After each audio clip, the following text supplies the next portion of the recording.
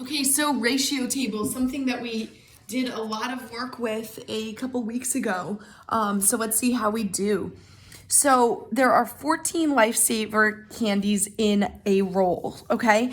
Now, the one thing I'm going to say is I do notice that the ratio table here, we were used to doing them horizontally where you would say,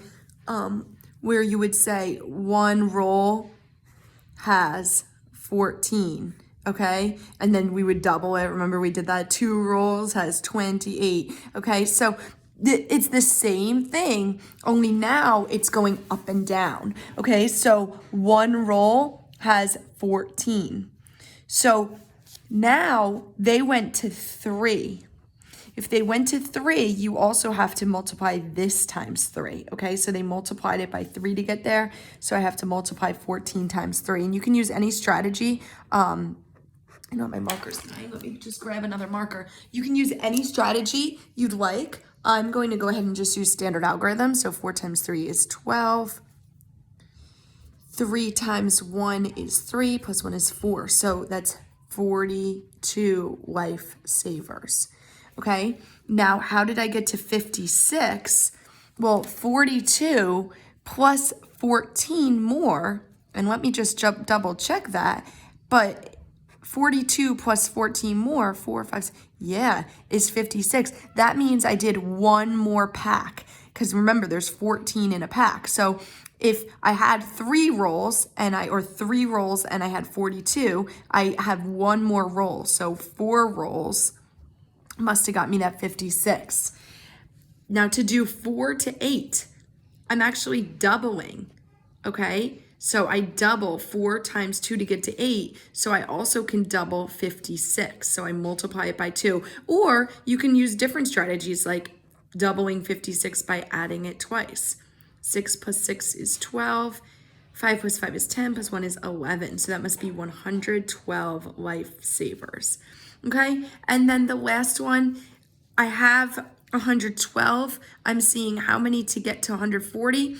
Actually, my eyes went right to here. If 14 go all the way down to 140, hey, 14 times what gets you 140? 14 times 10. So do the same thing here. 1 times 10, and it gets you 10 rolls, okay? If you use different strategies, that is okay, but either way, you should get the same solutions in there, okay? When people play a game of pool, they often use 15 number balls and 1 cue ball for a total of 16 balls. So one set of pool balls gets you 16 total. Okay, fill in the blanks to show how many balls there are in different sets. So, well, if you have 2 sets, well, then you have double 16. Okay, some of you know this is a basic fact, double 16, and you know it's 32. If not, you can add it twice, so or multiply it by 2. So all different strategies. I notice 32 is actually doubled here to get 64. If that's doubled, this must be doubled. So 2 doubled is 4. Now they're adding a set. If they add a set, well, one set is 16 balls. So if they're adding a set, 64 plus a set, that must be 16 extra balls. So 10, 6, 7, 8. So that must be 80 of them. 80 pool balls.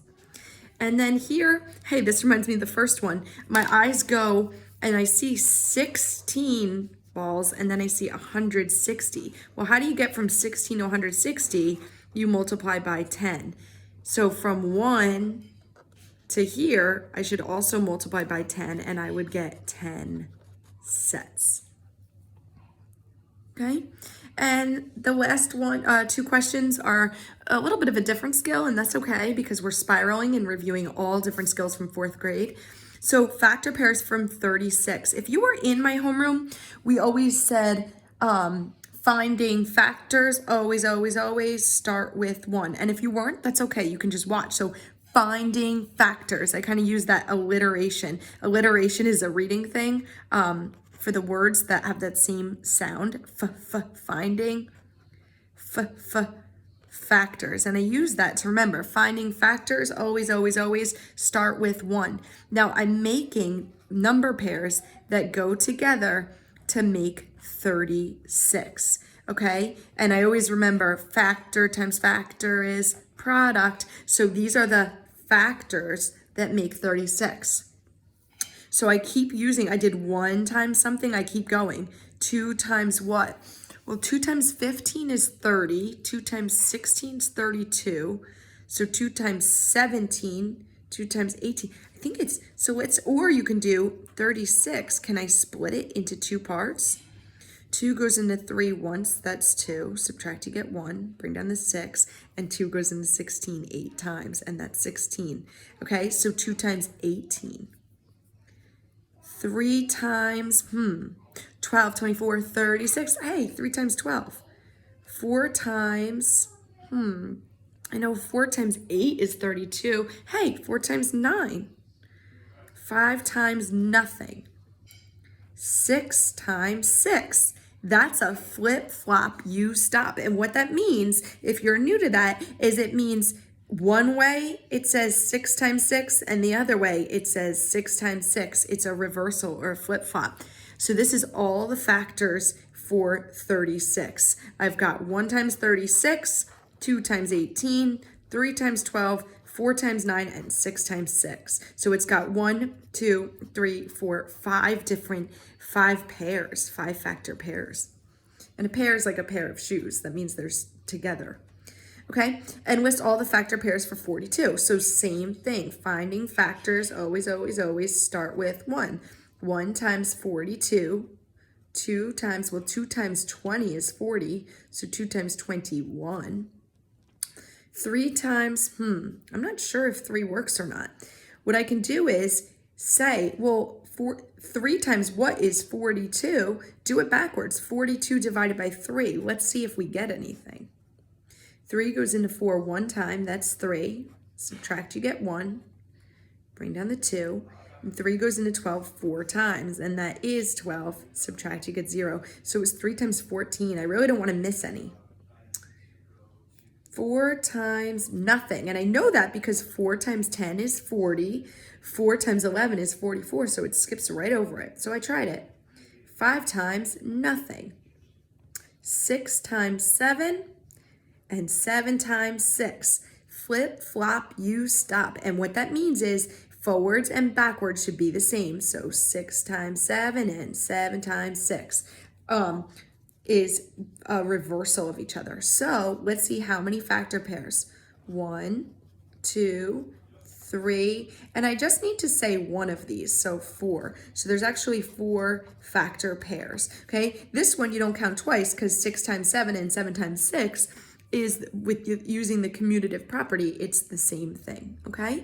So excellent job. Hopefully you picked up some pointers, maybe some new things along the way. Maybe this, I was glad to do ratio tables that went a different direction because that offers a new challenge, just a new way of training your eyes and your brain to think about it. So excellent job.